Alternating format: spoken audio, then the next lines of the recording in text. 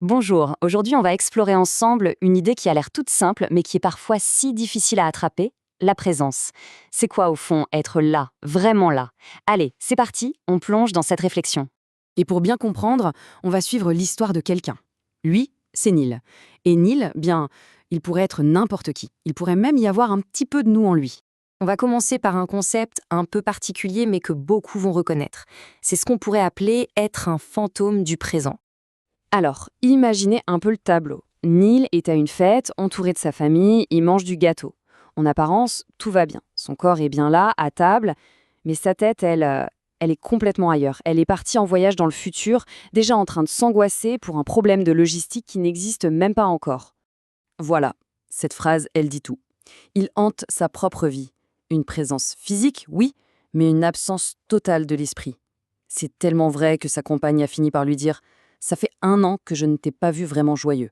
1 an, c'est long. » Mais d'où vient cette absence? Pourquoi est-il si déconnecté? La réponse, Neil l'appelle sa radio mentale. Il faut s'imaginer que Neil a une sorte de petite radio interne qui ne s'éteint jamais. C'est un bruit de fond permanent qui tourne en boucle. C'est la voix du contrôle, son système nerveux qui est constamment en mode survie et qui refuse de lâcher prise. Et qu'est-ce qu'elle diffuse, cette radio? Toujours les mêmes choses. Des « et si », des « il faut que je fasse ça », des scénarios catastrophes. Bref, une véritable pollution mentale qui l'empêche complètement de se connecter à ce qui se passe. Maintenant. Et la conséquence de tout ça, évidemment, c'est que c'est épuisant. Parce que quand on passe son temps à écouter cette radio-là, eh bien on n'entend plus le chant des oiseaux. On ne sent plus le goût de son café. On oublie de vivre, tout simplement. Heureusement, l'histoire de Neil ne se termine pas comme ça. Il y a un tournant, un vrai moment de bascule, un moment de grâce. Le décor est tout simple. Une dune, le soleil qui se couche, son fils juste à côté de lui. Rien d'extraordinaire.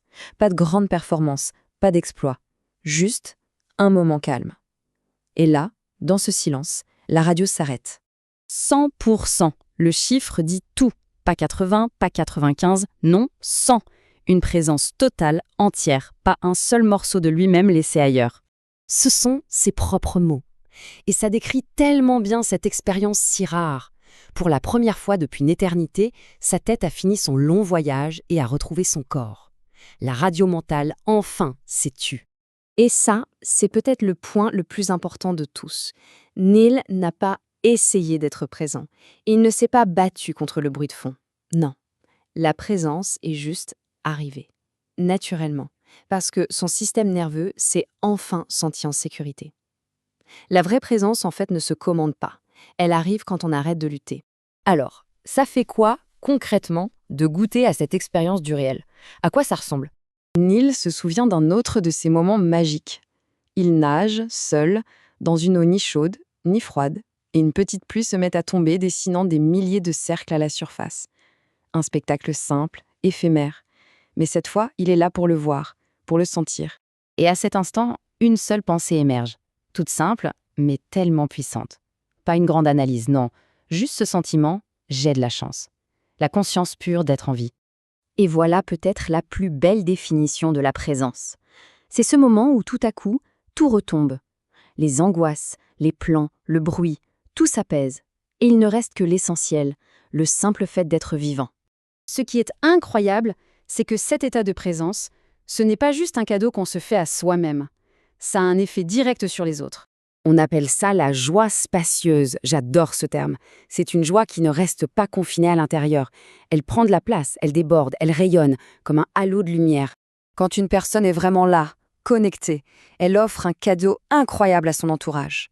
En fait, elle donne aux autres la permission d'être là, eux aussi. L'atmosphère se détend et la présence devient un espace de sécurité que tout le monde peut partager. Pour finir, une petite histoire, une sorte de parabole, qui résume parfaitement tout ce qu'on vient de se dire. On a 2 marcheurs qui prennent le même chemin. Le premier, il est pressé. Il pense à l'arrivée, à l'objectif. Il traverse la forêt. Le second, lui, il prend son temps. Il est ouvert à ce qui l'entoure, il remarque les arbres, il écoute les oiseaux. Lui, il vit la forêt. C'est toute la différence entre faire et être. La question, bien sûr, reste ouverte. Et elle ne concerne pas seulement ces 2 marcheurs. Elle nous interroge sur la manière dont on choisit de traverser nos propres journées et finalement notre propre vie. Voilà pour notre exploration sur la présence, une réflexion qui s'est nourrie des travaux d'Integra. Merci d'avoir partagé ce moment.